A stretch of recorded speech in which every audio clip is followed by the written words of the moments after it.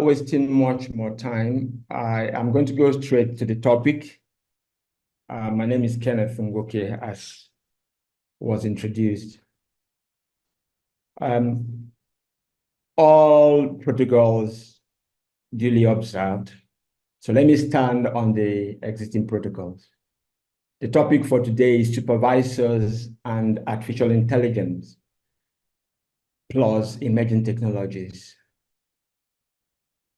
My understanding of the topic is what supervisors can do with artificial intelligence and emerging technologies, the challenges they can face, or how these things can actually enhance their activities, make life easier for them. So I think I need to promote this anyway.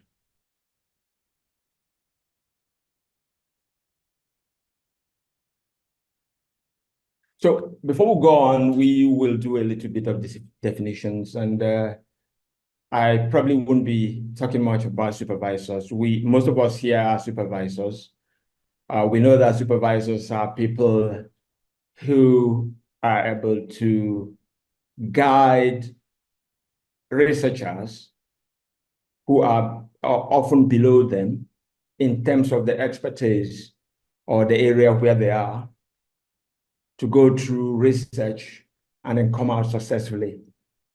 There are people who coach, they mentor, they are mentors, they are coaches, they are friends, and generally, there are people who act as your father, quote unquote, when you are going through research in the university or even in other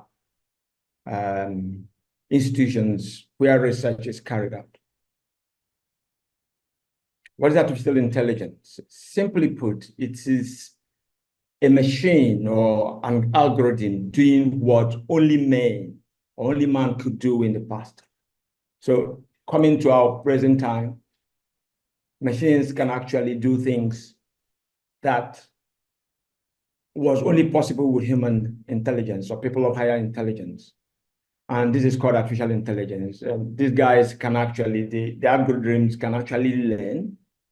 As they come in contact with things that has been done, because of the way they are programmed, they get more information, they become more accurate, they become more perfect. Just like human beings, when they keep doing things and doing things, they acquire more skill. And that is what you call training. You train the algorithm or a model using a set of data, and whatever it's able to do depends on what it gets from the data. The more the data, when the size of the data increases, it gets more accurate. And the variation of the data increases, it gets more accurate, being able to give you something that is more accurate than what it was when the data was limited.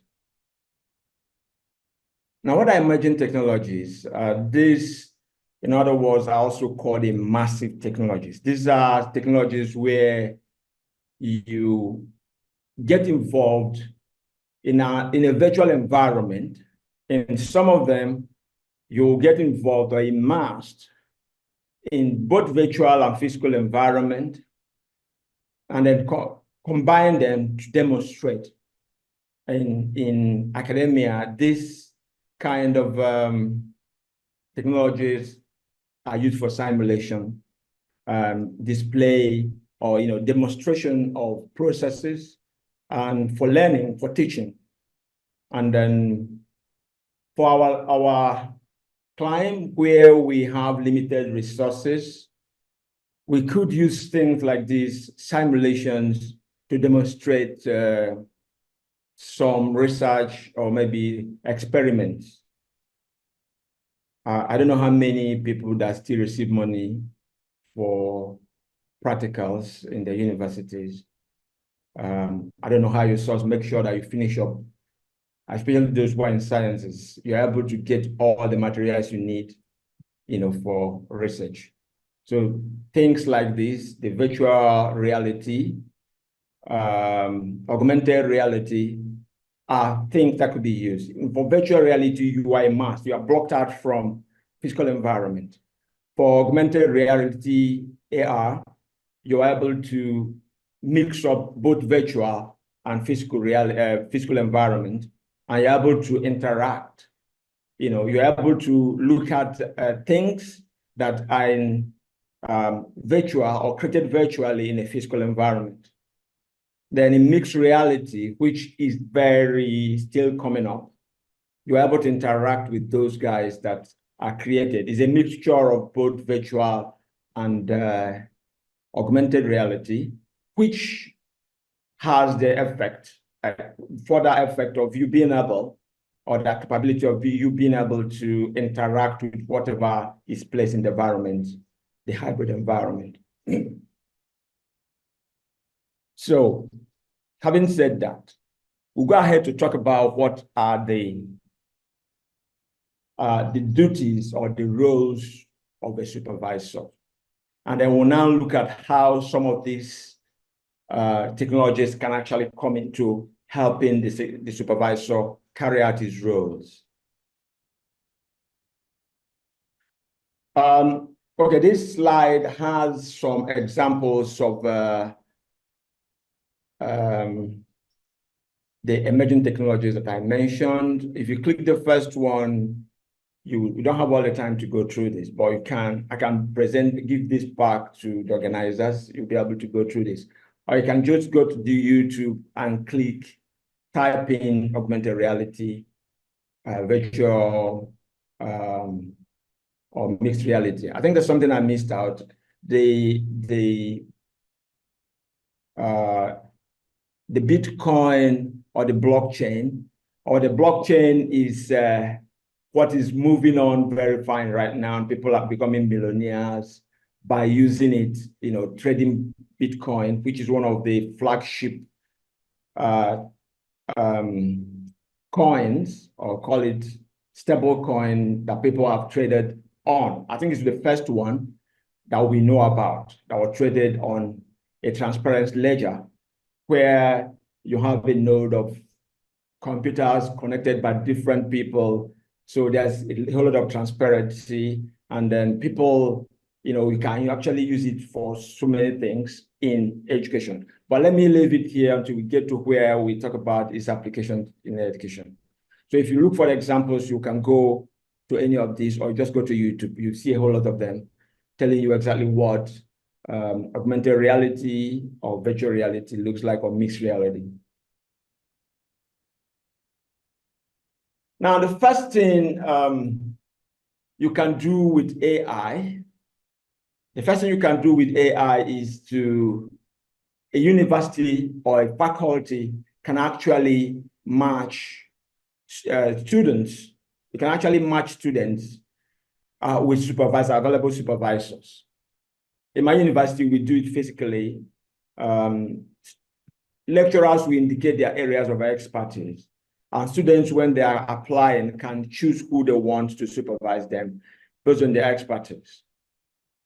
Yeah, but just the expertise might not all be enough. When I was doing my PhD, we were talking about temperament, compatibility between supervisors and students. Sometimes it doesn't work out. A student might come to tell you, oh, this supervisor is super. Another student will tell you, oh my God, that man is wicked. Now, it's not because he's not intelligent or he doesn't understand his topic or the area of expertise. No, it's probably because there are some personality clashes and interests that do not work together. So we look at research interests, expertise, character, and temperament. These things can be filled during, these are data that can be collected during the application process by a system, maybe an AI-enabled system, and we'll be able to suggest when it matches this character with the character of supervisors available in the expert area. It will be able to tell you, you can actually use this guy for this person. This supervisor is most suitable for this person based on temperament or character on the way he carries out things. It could involve a bit of psychology, and this data over time will become more, if you start it might not be very perfect, but over time, you should be able to get a match that will not allow students to suffer any kind of, say, oh, this is not working out, or maybe delay, and everybody goes on well with the supervisor. So they have a cordial working relationship with the supervisor. So that's one of the things that you can actually get using AI. Can use it for matching. So mentor-candidate alignment. It's one of the best things that can happen in supervision. We all know that there are people here. I don't know whether this happens still is recently. I know of someone that was told, you are rushing to finish your PhD in 3 years. I finished mine in 10 years, so just take it easy. I have other things I'm doing. Now, things like this are not supposed to be heard in the institution, in the higher institution, in the universities. So with AI, it is possible to actually eliminate this kind of scenario, which I've just mentioned. Okay. So finally, I get to the roles of a PhD supervisor. Now, this PhD supervisor will have roles that are cut into three. One is induction. The first one is induction. When a supervisor gets a student, it is important that there is the initial meeting where you explain the things that is expected of the student. Kind of orientation. Do they need further training? You find out whether they need further training. You have to explain the nature of the research you're carrying out. Well, this might not apply if you are one of the supervisors that ask students, what do you want to do? If you're the one that asks students, what do you want to do? Well, they'll tell you what they want to do. But if you are a researcher that have your area of expertise, or maybe like the person doing the recap mentioned, following yesterday's speeches, one of them mentioned that students should no longer be self-sponsored, especially at the doctoral level. So if you are the one that has the grant, and then you are employing PhD students to work with you, you definitely already know what you have planned, and you know what you want the student to do for you. So you should be able to explain to the student what you want him to do. Then you suggest some transferable skills the student needs to undergo. When I was doing my PhD, I was meant to do at least 20 units of something that acquire some skills that are unrelated in any way to my subject of study. So I had to, and if I don't acquire those skills, 20 units of it, I will not graduate.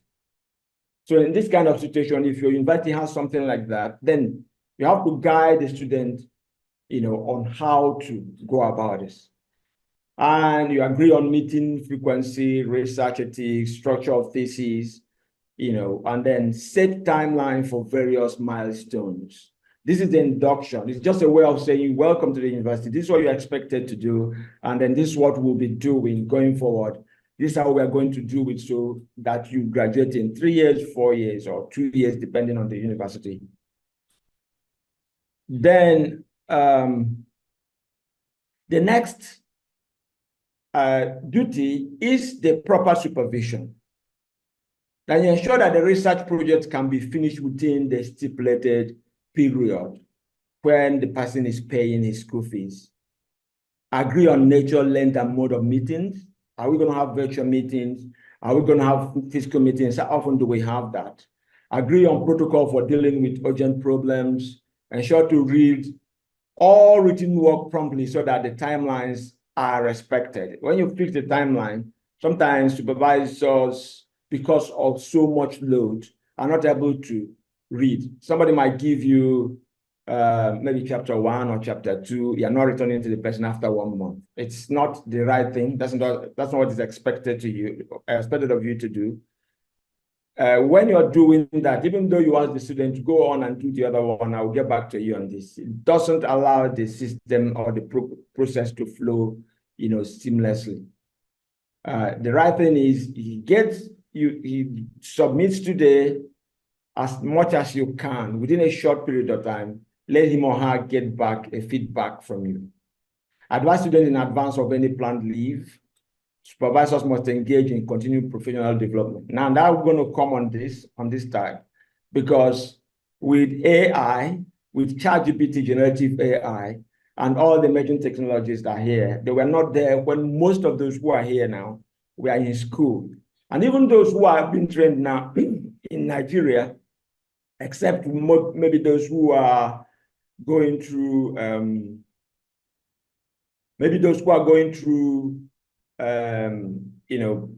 some very high specialized schools, they actually specialized, or maybe very expensive schools, private schools that are exposed to some of these things.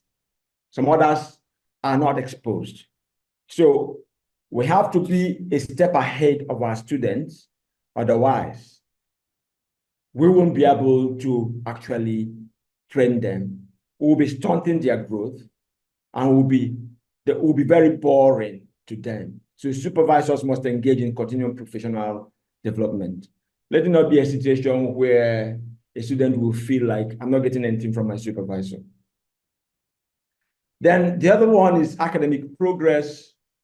It is the role of the supervisor to inform the student, yes, you're progressing well according to the expectations of the university, and probably you will be able to graduate within this period. Otherwise, you get ready to pay extra school fees.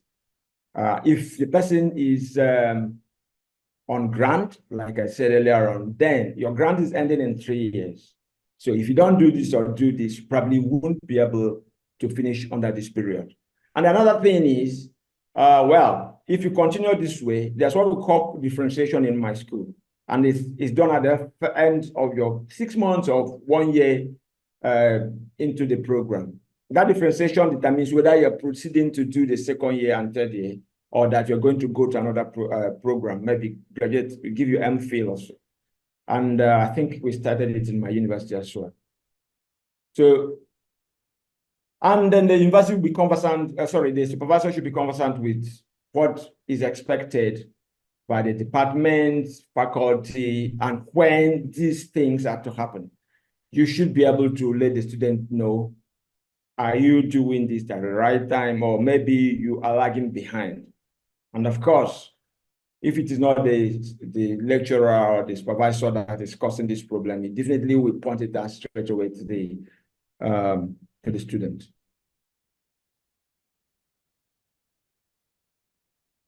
And the other segment of the supervisor's role is the submission.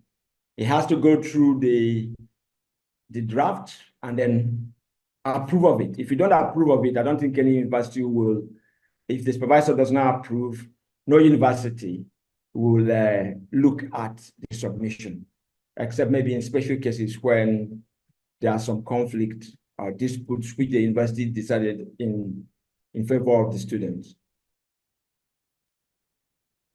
And the supervisor should be available to help the student if there's an issue. And when it's not available, then you can actually, in some cases, leverage the use of AI.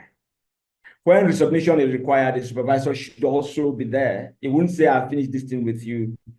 Now, the supervisor should discuss and agree with students if there's any need to embargo the research. Maybe because you are trying to apply for patent, you have found the next best thing since the discovery of vaccine for COVID, and then you want to patent it. Yeah, he will be able to agree with you that this has to go through patent, or maybe in some universities, they will tell you can't publish anything until 3 years after, or until 1 year after, and sometimes, maybe more than 5 years. And you have to sign that out. So he will not explain to you why that has to happen. So I just have to go through these roles of the supervisor so that we'll be able to discuss how we can use AI to enhance that, and then so how the student, why the supervisor should be conversant with AI, artificial intelligence, or emerging technologies. Because, like I said earlier on, the people we are dealing with now, whether it's Gen Z or Gen Alpha, these people are screen people.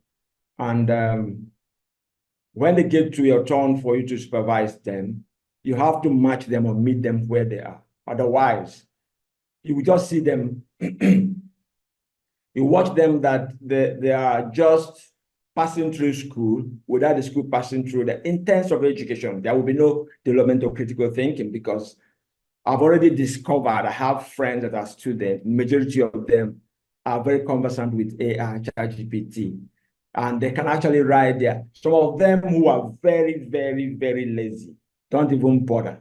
And if you don't know, you will be marking AI output, thinking that you are marking an intellectual product. Well, it is easy to determine if you are interested as a supervisor, and you have to be interested.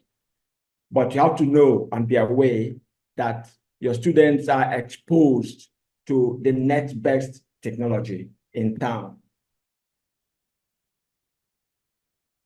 I wanted to send something out yesterday, but I just looked at the time that's allotted to me. It's 45 minutes. Probably would be difficult to do what I wanted us to do. I would have generated like 4 essays using ChatGPT and asked you to determine which one is written by human being and which one is written by machine. Trust me, you probably won't be able to pick out which one it is. And we have very few reliable machines or apps that can tell you this is an AI product. Even though some are coming out, like I will mention later on.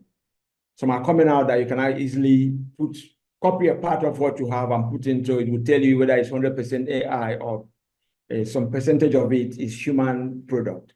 But trust me, because of the pressure some of the students are in, they don't even bother to change. And that's why some students go as far as paying these online quacks to write thesis for them so that they will submit without trouble. Because most people are just interested in getting certificates and not to get knowledge. So when you have gone through, if you want to do your work well as a supervisor, then you should be worried because of AI and these emerging technologies. Though some of the technologies can actually help you, not necessarily the one you'll be afraid of. But AI in particular, which is what I'm focusing mostly on, is something that is coming, is either to water down or to enhance.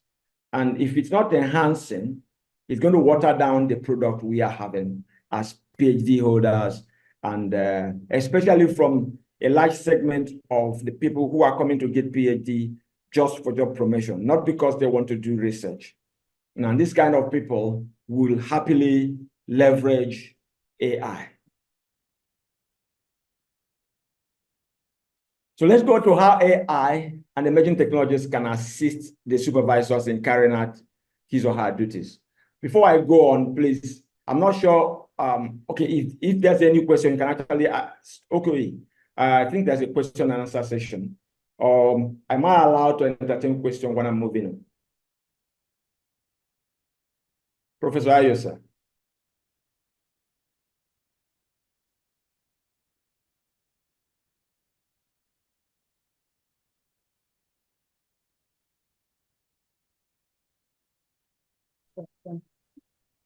Hello. Prof, please continue. We shall entertain the questions at the tail end of your presentation. Okay, sir. Thank you, sir. Okay. So, like I said, how AI and emerging technologies can assist the supervisor in carrying out his or her duties. And like I said, for it to assist you, you have to understand it and you have to have the skills to make use of it. And also you have to know the kind of games students play with AI, because you also need to guide them to ethically use it. As I will talk towards the end of my project, my presentation, the UNESCO is very much bothered about the impact of AI. So they have brought out a guidance for the ethical use of AI in research and education. So we're going to go through that, a bit part of it anyway, and I will give you a link for those who don't know about it to go look at it at the end of this presentation or sometime later. So we talked about induction, which is one of the duties of the supervisor. In my school at UNIZIC, we have what we call the student handbook, which is given out to students on admission. It might be as a soft copy or as a hard copy, with the cost of printing and all, paper and all that. Most times you do have soft copies nowadays. So when a student comes in, all you need to do is send the student the soft copy in advance before you meet with him. The student is expected to read through this and then ask questions. It might be a guide going forward. However, the student has to have an idea of what is going into and the rules, what we always expected to know. Even on the graduates, during the orientation, our orientation is now online. They do go through the whole lot of write-ups and then take exams. Now, this one is maybe you, the supervisor, will be the examiner. You want to find out how much the student have known. Now, how do you do that? Send a soft copy to the student and the person read it, then before your meeting. There's a website or an app called Gizmo AI. Gizmo.ai. Give them the link. They put the document once. When they finish reading through it, they'll put it once copy it into the place provided for notes, and the student can go through it. And when the student has finished going through it, he will now be asked questions by the AI. And these questions will help him understand how much he has known about what is there, how much he understood what is there. Now, if the student has gone through this and then the meeting is held between him or her and his or her supervisor, then the time the supervisor will spend trying to explain certain things under induction, what the school wants, signing of intellectual property agreement for those that are under sponsorship. You have to sign an agreement that whatever intellectual property you have discovered does not belong to you, belongs to the school, which is what we do when we go abroad. You go and discover something, you sign it off, and nothing comes, because they will tell you your sponsorship, you didn't provide the sponsorship, so you just did the job for them, and that's all you have. So Gizmo can break down the handbook into cards that can enable the student understand and memorize the content where necessary. It will also ask questions to test the knowledge. So that's what the Gizmo does. And that's, if you would have spent maybe 1 hour, 2 hours talking with the student, asking a few questions will let you know that the student understood everything. And it also will help you going forward, because you won't have to remind him or her, this is what is there in the handbook, because the memory cards that are created by Gizmo will help them. Now, the induction meeting with the student will now be a reduced, okay, I just mentioned that. These are the things that you will expect. That's one of the things that you can apply AI on under induction. Now, under supervision a whole lot. If we remember the chatbot, Leo, UBA, Ziva, Zenith Bank. You know that if you have a problem online or with a bank, you can actually, they will tell you talk to Leo, UBA, for instance. When Leo cannot answer your question, he will not tell you, I'm sorry, I cannot answer this question. Can I connect you with a human being? There's one who answer, I would say, sorry, no, I'm only a robot. I'm only, I'm not a human being, or I'm just an algorithm. I can't answer this question. Can you give me more information? He's just trying to get more information from you. If you type it in, it stores the information you're giving him. But if he still can't answer your question, he goes back and says, I'll connect you to a human being. Of course, at the end of the day, a human being will get involved in what you're doing. So a chatbot like this, if you have the expertise, the university is interested, can be created, and you feed your chatbot with the basic information that the student might be wanting, that if the student asks that question, the chatbot will answer that question. It's not every time that will be answering your student. So how do I do this? So this one is not working. So just ask the chatbot, and then chatbot will answer the question. It will only come to you when the chatbot is not able to answer the question. And then you'll be able to get an email or you get a chat that you respond to at your convenience, or maybe immediately if you are available. So AI can be used to track progress of research. Example, it can calculate scope creep, and this is project management. You can actually feed, if you feed in what you want to do, your timelines, your milestones, and the amount of money you want to spend per segment, and the scope of the research, the algorithm will only tell you, give you a pop-up, look, you are supposed to have finished this by this time. Your student are supposed, maybe you have 3 students, you will call the name of the student, that this student is lagging behind. He has spent more money on this, that's the end value. The money I spent doing this is more than the money you would have spent. And remember, I'm mentioning this, whether the person is funding himself or is using your money. It's also very necessary to know exactly how much you're supposed to spend per segment of the research or study. So immediately that is being exceeded, AI can tell you, watch it, you're spending more money. And then you find out how you can. It can also give you ideas on how to go around it, depending on what is available, the training has gotten.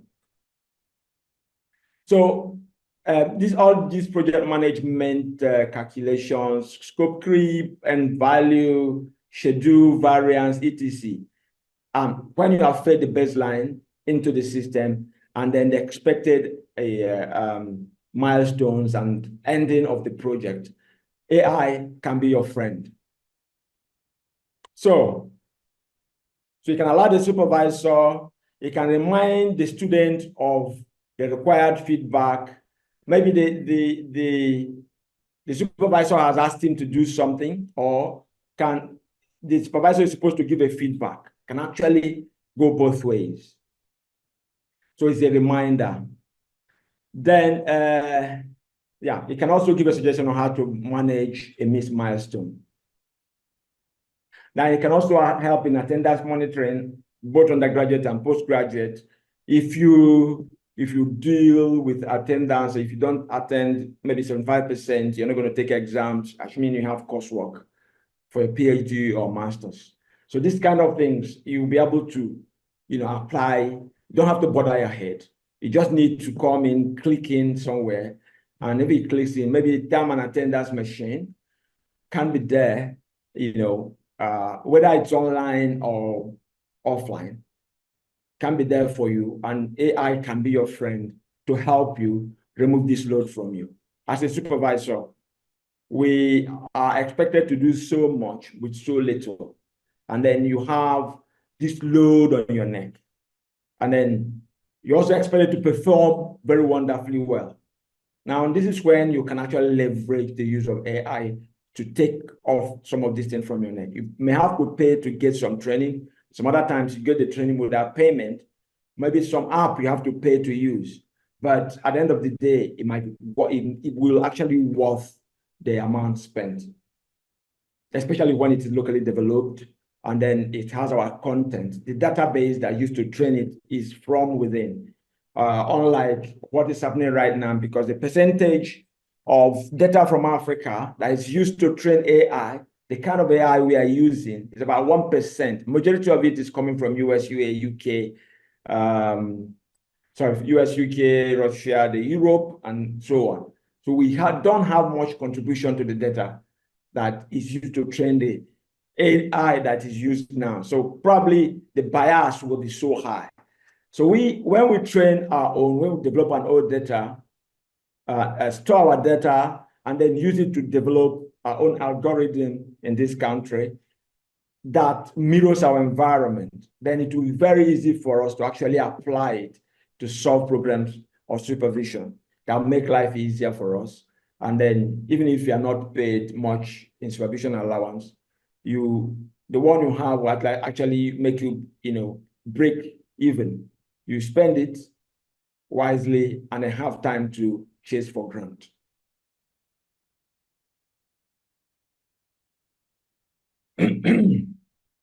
So AI can be a great tool for students in learning, but should not be the student. So a research student can leverage AI, to get some points, can also use it to get some points. But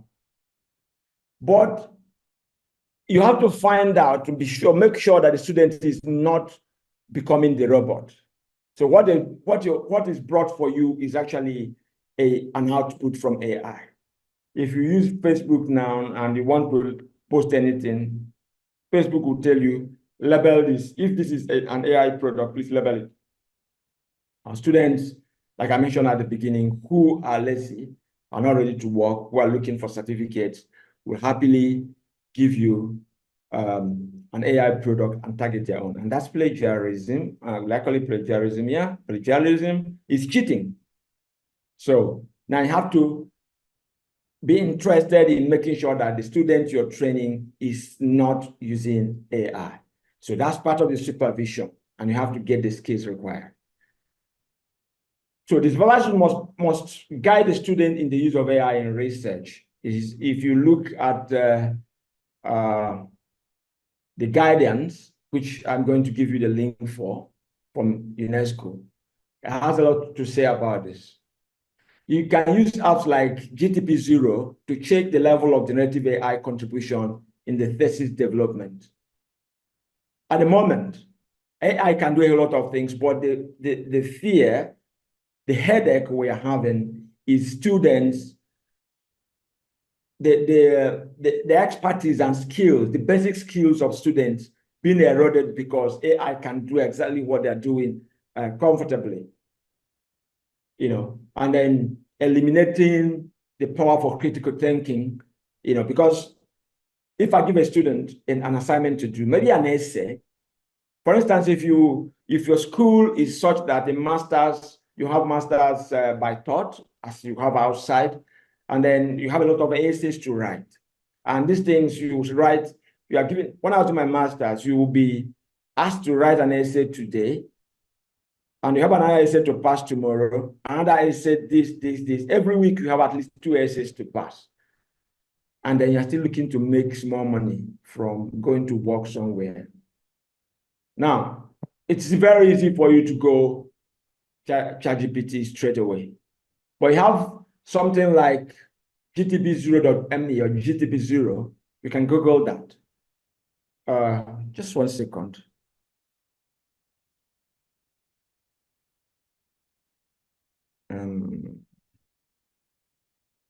One second. No, this. Yeah. If you open the link I gave to you and then you just copy something, 1 second, please. Let's see if we can do a little magic here.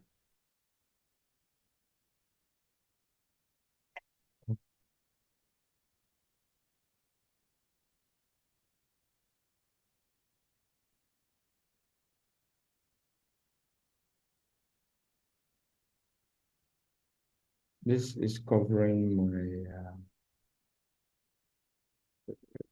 search button. Can I stop?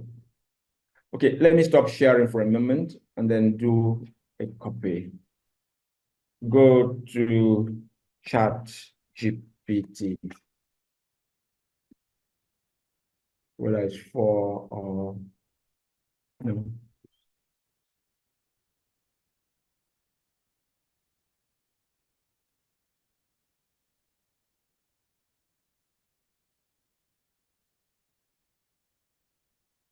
So I am going to share my screen again so you see what I'm doing.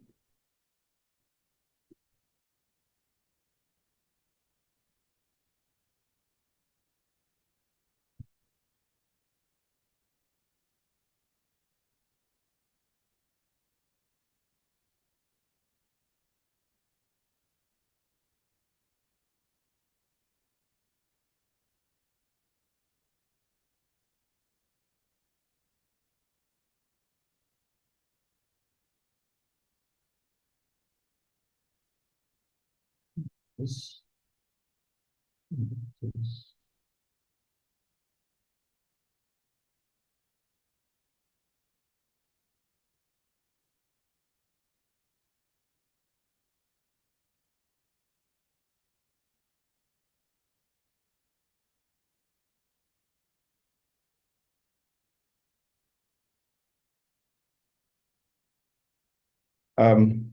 Bear with me, please. This is part of what we're trying to do. And I need to bring this down. Yeah, that's it. Thank you. Now you go off. You're blocking my face. So let me type 1,500 words essay on climate change.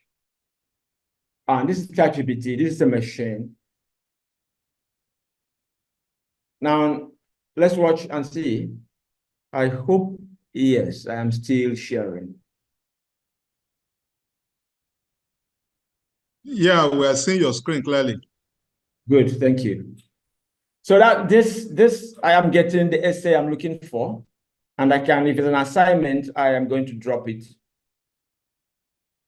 to a lecturer who probably doesn't know how to use ChatGPT. And then let me get a bit of this. Okay, if I can copy all of it if I want. This is copy here. So then I go to this point and then I paste it.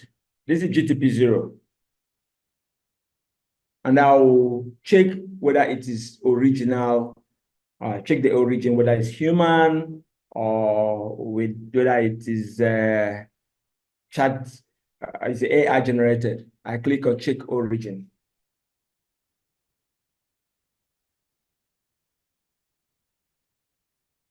I've used this before. I hope they won't tell me to pay.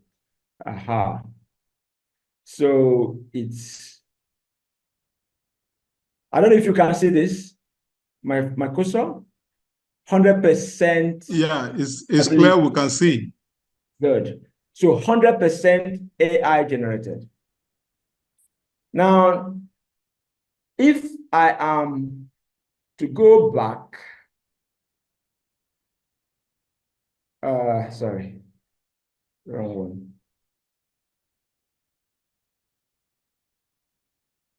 And right, I was asleep last night, but there was not enough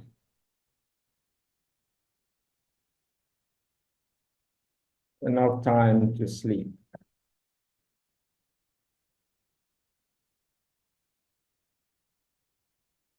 and I'll check the origin. This is quite small.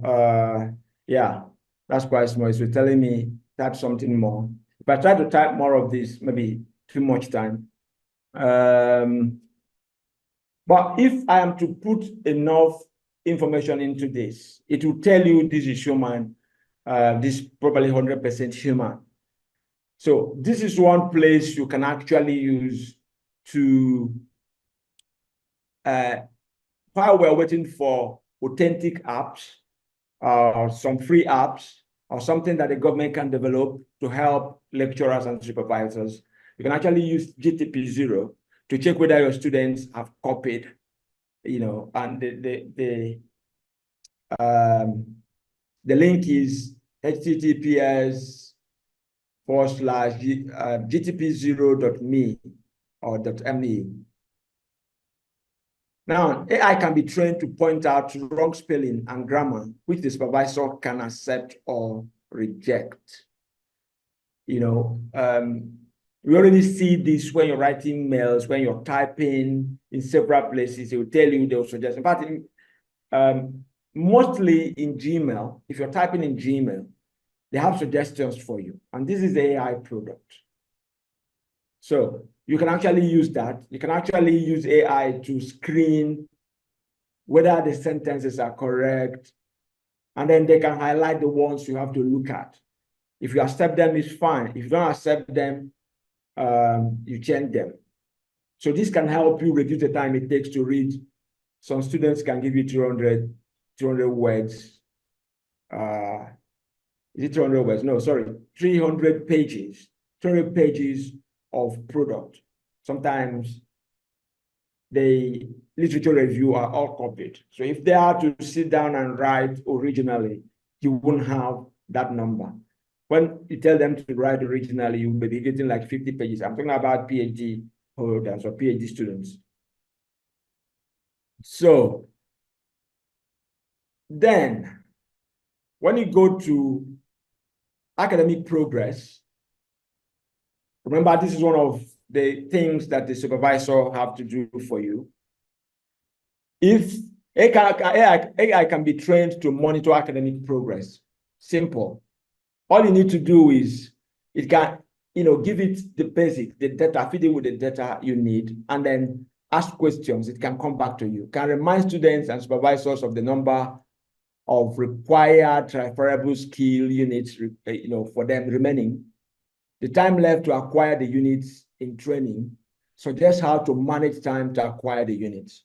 AI can check for compliance with university, faculty, or departmental styles in thesis preparation. Is it Harvard that you're using, or you are using APA? If AI is fed with the right information, you put, the document or the thesis, whether it's chapter 1 or 2, into the provided slot. It tells you you have a mixture of Harvard and APA. There's no uniformity in this and that, and it will highlight the places you made mistake, and you'll be able. It makes life easier for the student and life easier for the supervisor as well. So academic progress can be tracked using AI. Now, but the thing is, you have to develop the algorithm, and develop the algorithm, then you feed it with the right information, train it. Whether you're doing supervised learning or you're doing unsupervised learning, whichever method you decide to use to train the model, then do it. Though some are much more better. Maybe in this situation, the best thing to do is to use a supervised learning because you already have some factors that you base it on. Then during submission, AI can evaluate the thesis output and suggest correction in terms of approved style, like I mentioned earlier. So violations of some writing conventions can be detected by AI. Example, which you may not be able to. You can scan through, you're looking at the validity of the method, and then you read the discussion and the result and see if they make sense. You read the abstract. Probably won't have time to look at other things. Now, you're looking at these things, but you forgot that this person is writing 1 kg as against 1 kg. Then AI can just tell you this, and then you probably won't have to do all this. Just send it back. See, you have made mistakes with this, you have to correct it. And they can actually highlight it for you and you send back to the student does the work. The student can actually do this himself before even going to the supervisor. And then it reduces the number of times you are asked to go and make corrections or to revise your work. So both the student and the supervisor will enjoy, and they reduce the time, and people will go off the universe of learning, sorry, not learning, of PhD or maybe master very faster than they could have done without AI. So I mentioned it earlier, AI can actually help in preliminary determination of the stability of a research finding for Professor Kenneth, yes, can you please push back to slideshow? Okay, sorry. I forgot that I've pushed away from it. All right. Is that okay now? Yeah. Okay, thank you. Right. Next slide. So we're looking at looks like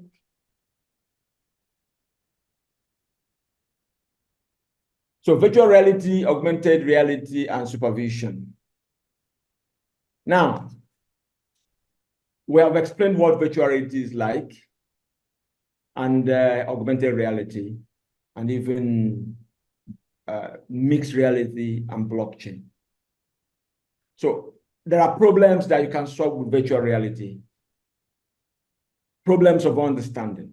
You might have explained the process severally to your student, and the student is still making mistakes, and the results are coming out negative. Not because the result can, we don't have a problem with the negative result, but at least there are some things that have been tested, and we know that this is what should happen when you do it right. And it's coming out negatively. You know that is a problem of skills acquisition. And the person maybe is scared. You walk into a new laboratory that is filled up and is properly equipped. You have never been in such. Maybe your university has a very empty laboratory, and then you come to one that is properly equipped. What would I use the word? You're afraid. How can I do this? Hey, I'll break this one. Can I use this machine? The glory, of the laboratory catches you, and then you're scared. The first thing to do is take you for each of the machines, you go virtual reality, and then simulate it, do it yourself. That's what they call muscle memory. If you do it in a virtual space or even in augmented reality space, and then you come back to do it, your muscle will remember it. This happened to me. This is not in the laboratory, but to navigate through the university was difficult because the university was intertwined with the town. So you have to go, maybe this building is a pub, and another building is a faculty of something. You're moving from this to this other one, you have a church that has nothing to do with the university. So you need a map to really navigate to the university. So I had to go pull up a 3D map. It's not a virtual reality one, but the 3D map I got was able to show me. Then Google Map was not really it. So 3D map was able to show me where what was. So when I see the building I've seen online, it was easier for me to find where I'm going to. So there is a virtual reality exercise like that. Two sets of people were asked to go look for the fire exit in a building. One went through a virtual reality, augmented reality, virtual reality, sorry. They were able to put on their goggles and then, checked the area, and they were able to see it. And the last set did not go through that process. The next set, they were now asked to go and find the exit in the building, physically. It was shown that the results showed that those who saw it, using virtual reality were able to get it at a shorter period than those ones who didn't. So exactly what happens when you expose your student to procedures, simulation, you simulate the procedure in a virtual space, and the student is able to see it, maybe even interact with it using his hand, trying to do the things, using virtual reality, Googles and all that, with sensors. Now, if the student is able to do that, the likelihood that we'll be able to do it properly when he goes to the laboratory will be higher than when he has never seen it. If he's scared of using the HPLC, for instance, when he gets to use the HPLC, operate the HPLC virtually, when he goes to the HPLC, he will forget the fact that he has never used it. It will be like he has been using that. And then when he's applying it, it's easier for him. And some of these things are things that delay from graduating. You're not able to analyze something you're supposed to analyze with HPLC. You keep making mistakes and stuff like that. So virtual reality can actually help. And then the fact that you can actually do these things sometimes, in a virtual space with people who are away, you can interact. Well, that one can actually happen with some of these mediums that we have, Zoom and all that. Somebody can actually Zoom it and then expose to you how it happens, how to do it, and you'll be watching the person do it. But that's quite different from when you are doing a demonstration in a virtual space and the person has the opportunity to also test it himself. So physical absence or supervisors cannot hinder the conduct of practicals anymore. And the supervisor from different universities across the world can also be part of supervisors. You can have supervisor from Oxford, supervisor from, I try to have a collaboration. So you can have a supervisor from UI and Unizik supervising one student, have a supervisor from different places, supervising one person. So this is what virtual reality, augmented reality can do. Now, augmented reality is very more important in this case because you can actually do a whole lot, especially in learning. If you are trying to look at more of mixed reality, if you're trying to look at maybe the body, maybe the heart, and then you look at it from different perspectives. You look at the left ventricle, the right ventricle, you look at the aorta and all this. And then you want the student to really get a hand on how these things work. You cannot display it using virtual reality, cannot display the way augmented reality will, but it will be best with mixed reality, because mixed reality, if you look at the examples I sent to you, one of them has this example I'm talking about now. The mixed reality will show you exactly how this works. You can turn this or turn the other side and turn the other side, and you see everything in real time. And they are talking about, superimposing the augmented reality is superimposing something, a 3D object that is created, virtual object, in your own space. You'll be looking at it working, you'll be looking at it happening, and then it will be like you're seeing it. Of course, you are seeing it, but it is not alive. You remove the app you are using your phone. If you immediately remove the app you're using through your phone, that's the end of it. You won't see any other thing. But there, it looks like you're looking at it. And the thing is that the moment you've seen it, they say that if you are able to visualize it, that it's easier for you to remember and understand and then practice. And that's the good thing about augmented reality. If you watch it once, understand it, it's different from what you read or what you are told. But you see it, visualizing it, the number of nerves that are taking it, hitting your brain, will make it stick and you remember it more. So this shortens the learning time process, reduces the stress on supervisors, very handy when training new students with skills deficit. So these are the things virtual reality, augmented reality can do for the supervisor. Now the blockchain, as I mentioned, we'll not talk much on this, but It helps. One of the reasons why almost everybody jumping on blockchain is, hello? Okay. Why everybody's jumping on blockchain is because it's transparent. Whatever transaction you're doing is recorded in a ledger, and it's, you know, and we're talking about a ledger that is contained with not one person that has no one person has control over all of it.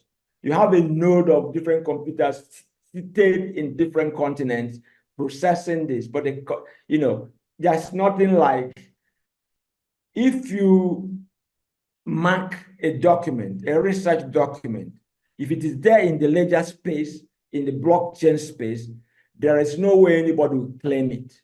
So IP right is protected, research integrity is protected. You can verify a research as being original or plagiarized. It eliminates plagiarism, credential fraud, and data manipulation. I know of a whole lot of people, at least one person, let me just use that one, let me not say a whole lot. I know one person, even when he traveled abroad to do his master's, managed to carry over his attitude of, you know, manipulating, generating numbers, and he used it to graduate and was boasting that he used manipulated numbers to pass his master's, and then, is it PhD? I think it's PhD. It was PhD. He kept on generating numbers. And of course, we already know of academic fraud, where people, there's a psychologist, one of the best from Netherlands, who was revealed recently as somebody who sits inside his office to generate data and publishes it in one of the best, some of the highest impact factor journals. So these things are happening. But if you get blockchain, you know, involved in this, it will uphold research ethics, because, you know, if you start generating data that are fictitious, it's easily flagged. Or if you steal another person's data and publishing it as your own, it will be easily flagged, because there's no limitation. It's the worldwide thing, and we have computers everywhere. If it's not caught by a computer here, another one will catch it. So you have a lot to do with blockchain, and then research ethics is about, you know, research integrity, IP rights, and research for verifications. So there is trust, transparency, and accountability when blockchain makes its grand entrance into research. I'm not sure how much it is done at the moment. It's still an emerging technology, but we think it is going to be part of almost everything, 50 years, at least, maybe in the next 10, 20 years, but by 50 years, that's certain. So these are the fears about AI in particular, the fears about AI. I said I was going to give you a link. If you want to look at why I was in a conference, or maybe digital learning skill in Paris in September last year. And the discussion was ChatGPT and other generative AI, the way we can use it ethically in research. That was where the guide, the 48-page guide, was launched, you know, and they're going to launch another framework by September this year, because this is a serious issue. The funny thing that we are behaving in Nigeria, like we are not involved, it doesn't concern us. But the funny thing in this is that our students are very well aware of it. We organized Digital Literacy Week, and a couple of people came around. But some people still don't think that it is necessary that they will get involved and get the skills required. A lot of people will be left behind, because you probably won't be able to do a whole lot of things with other institutions outside of this climb if you don't have certain skills that are coming on board. This is the fourth industrial revolution era, and it's all about ICT, it's all about AI, it's all about emerging technologies, it's about what you can do, you know, with the skills you have. And it's not just a normal skill, the the analog skills. You need the skills that help you navigate this period. And that makes your worth increase or reduce. And the students you're producing, who maybe some of us will be talking about, we're retiring very soon or stuff like that. But what about the students you are training with in an analog environment, not allowing them to flourish? And when they do what they have, you give them things that do not excite their brains. These are guys that are interested in carrying phones are computers. Professor Kenneth? Yes. Yeah, time. How many seconds do I have? You have exceeded by 12 minutes. Oh my goodness. Okay, I will just round up now. So I was just trying to put this across. There's a link there for you, and then put out some of the information from the guidance for generative AI in education and research. I'll read this out and then read the other one out, and then we close. I'm sorry about exceeding the time. I thought I still have some time. So AI tools are changing the way teaching and learning content can be generated and provided. In the future, content generated through human AI conversation may become one of the main sources of knowledge production. This is likely to further undermine learners' direct engagement with educational content based on resources, textbooks, curricula created and validated by humans. The authoritative appearance of generative AI text may mislead young learners who do not have sufficient prior knowledge to be able to recognize inaccuracies or question it effectively. Whether learners engage with unvalidated content should be recognized as learning is also contestable. So this is one thing, because first of all, they won't be able to read. I mentioned about critical thinking and all that. There are certain things that help us develop our ability to solve problems. When these things are taken away from us, reading, looking for resources online, and all that will be taken away. And you see a student just clicking a button, asking a question and clicking a button, and he gets the answer he wants. Who wants to suffer? Then, this is one of major problems we have with AI, and that is what everybody's afraid of. It narrows the plural narrative as the outputs generated tend to represent and reinforce dominant viewpoints. It doesn't give room for other viewpoints. So the major dominant viewpoints are things that come out. The resulting, and these are things you can also look at as a supervisor. If, as being an expert, just the dominant viewpoints are coming up from a research or a write-up written or even an assignment, you have to say, let me be sure that this person has written this by asking some questions. And the person should be able to answer the question anyway. The smart ones might cram and answer. The resulting homogenization of knowledge limits pluralistic and creative thinking. The increased dependency of teachers and students on generative AI tools to seek suggestions may lead to standardization and conformity of responses, weakening the value of independent thoughts and self-directed inquiry. Variability, diversity will be gone because everybody will get in the source from one point. If you ask one question several times, you might have some little differences from the answer you get from AI. The potential homogenization of expression in written pieces and artwork can limit learners' imagination, creativity, and alternative perspective of expression. You can go ahead, go to the link I posted, and then read more of these reasons why we are scared about AI, and then you have to do something about it. It's all about copyright infringement and plagiarism. And then this is going to affect anybody who plagiarizes probably doesn't have anything to give out. Now, this is the final slide. And during that conference, one of the problems that was highlighted is that, especially in Africa, majority of lecturers do not have the skill required to match the youngsters who have light years ahead of us. And there's a UNESCO-backed online learning platform for anyone who wants to learn, and it's free of charge.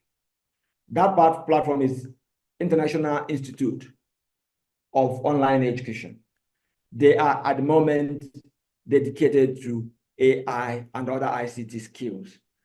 Anybody who wants to learn should actually go to iioe.org and get some basic knowledge on AI, machine learning, and all those Internet of Things, data analytics that will help you function well with this generation that are also doing. Remember that some of your students have actually carried out some courses and got certifications on this because they know they can do jobs outside staying in Nigeria.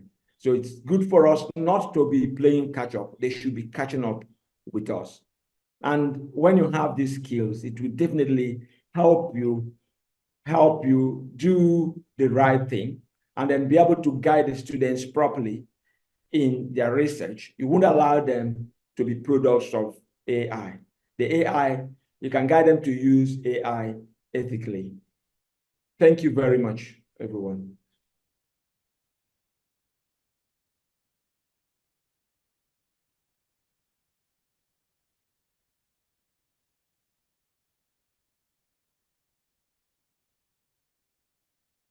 Okay, thank you, Professor Kenneth. I know AI will generate a lot of trouble. And part of the trouble it has generated is that it has consumed so much of our time. We appreciate it. And the comments are huge. The comments in the chat box are huge. And people have several questions they want to ask. But I will just take, I know it's very challenging to do that now. I will just take 3 people, 2 or 3 people to raise question. I can see over 17 hands willing to ask a question. So to coordinate the question session this morning, Professor Naibi, are you with us here? Yes, I am. So you may want to take the next 10 minutes to coordinate the question and answer online. Thank you. Okay. Thank you, Mr. Chair. Sorry, Dan Coordinator. Yeah, we have few questions here that I think deserve some comments. One is from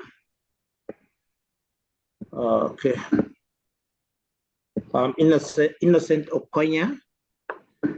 He says usually students submit hard copies to supervisors, and students have to submit both hard and soft copies. But which AI app can help correct students' work? Do you get the question? Yes, I get it. Yes, that is one. We want to know which AI app can help correct students' work.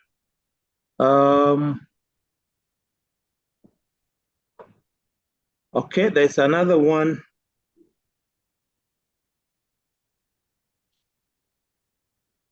Okay, this is just a suggestion. So what can the university and government do to assist researchers on the issue of updated instrumentations to conduct good work?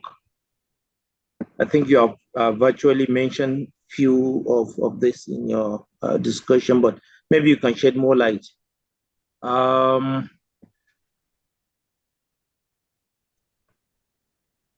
Yes, this is from Sahid Badmos Surajo.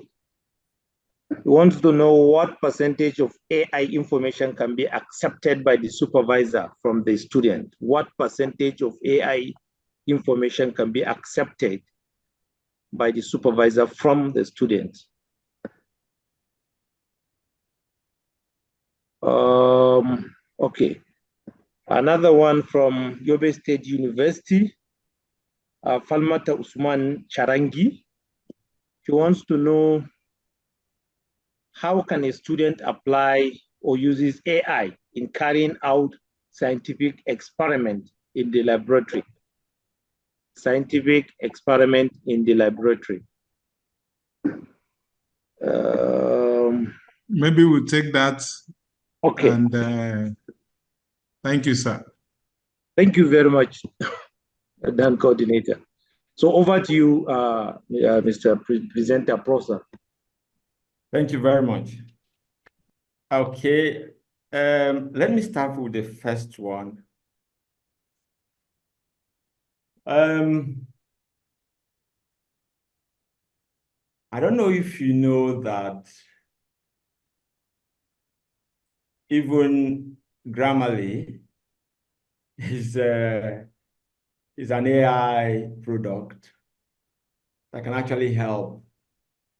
So it's one example of an app. It's an AI-based app that's trained to look at good English and then bring it up. So the person that asked about which AI app can help correct student work.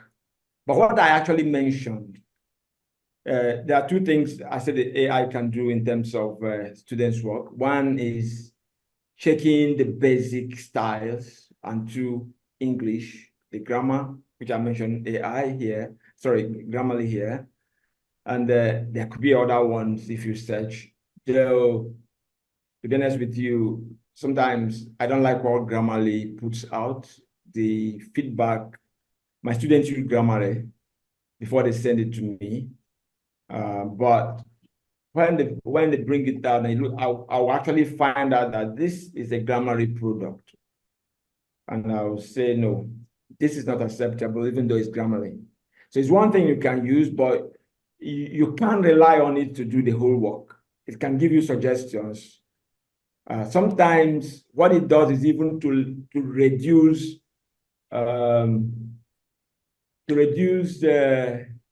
what's it called now?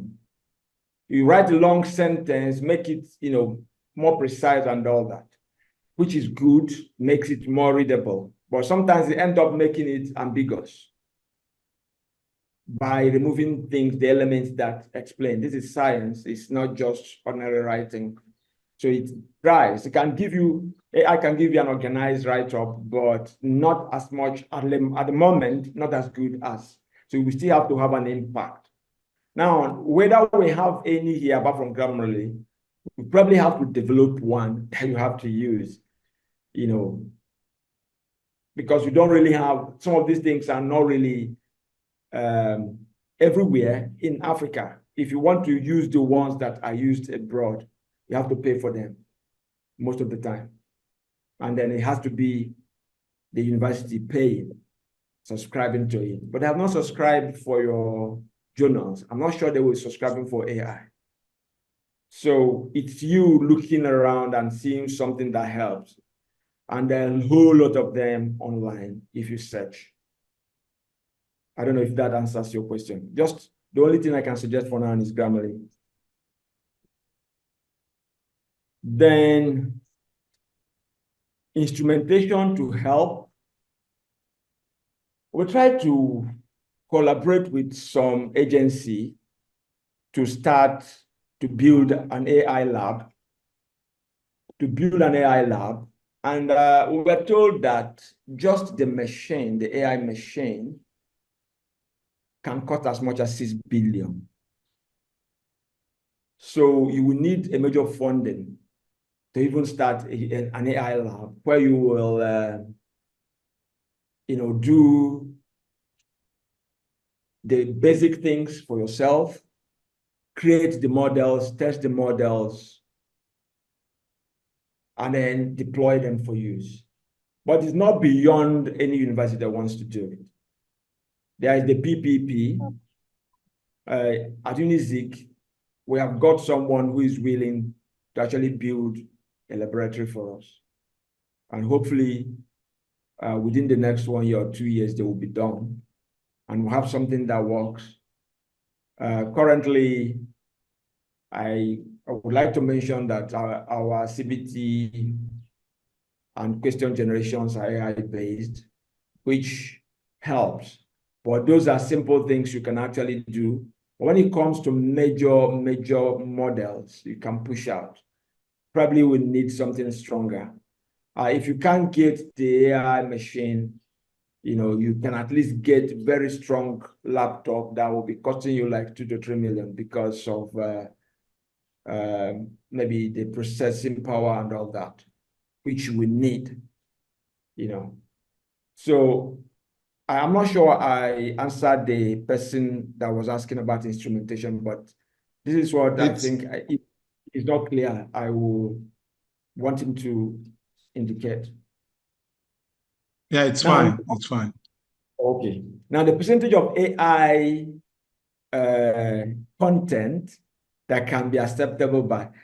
Okay, if you read that guidance that I mentioned, they have to have a framework. The university has to have a framework, and then the country has a UNESCO is calling all countries to develop a framework of what is acceptable, what is ethical. I cannot tell you now that this is what is acceptable, but the truth is that if you look at it from an internet point of view, what we want, or what everybody wants, is that you don't plagiarize. As long as you are able to cite what you have gotten, if you're able to seek out what you have gotten using AI and know the sources of them, then you can use all of them. Yeah. So if you can get and then cite who the original owners are. But the problem, one of the issues of generative AI is that it can steal people's work. You understand? So the content here may not be dependent on the supervisor. It might just be a matter of, when they say you do plagiarism tests, so university will tell you it has to be less than 20%. Some will tell you it has to be less than 15%. Some journals will say anything more than 10% is not acceptable. So similarity tests and all that. Some will accept even 25%. So maybe at the moment, you can look at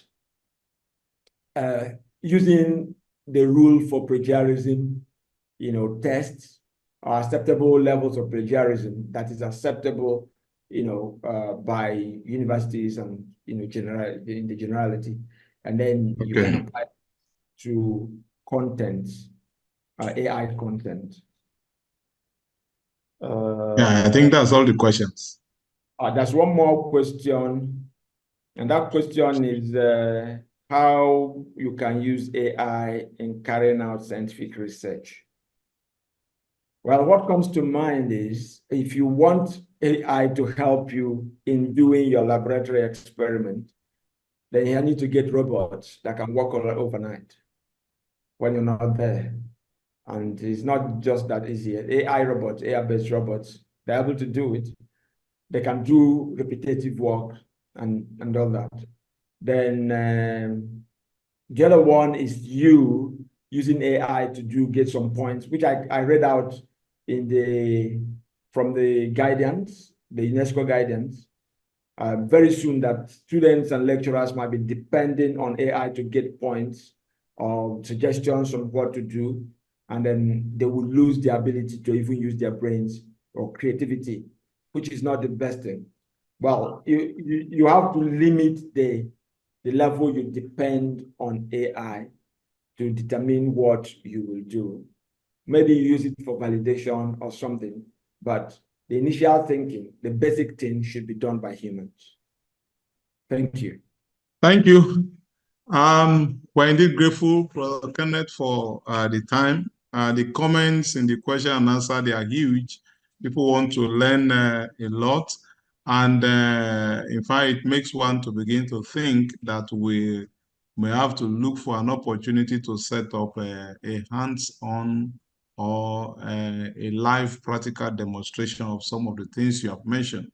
We are sincerely grateful on behalf of the chairman of the Committee of Provosts and Deans of the postgraduate colleges in Nigeria. I want to say we are grateful for accepting and for the time that you have spent and for delivering an insightful lecture. Thank you.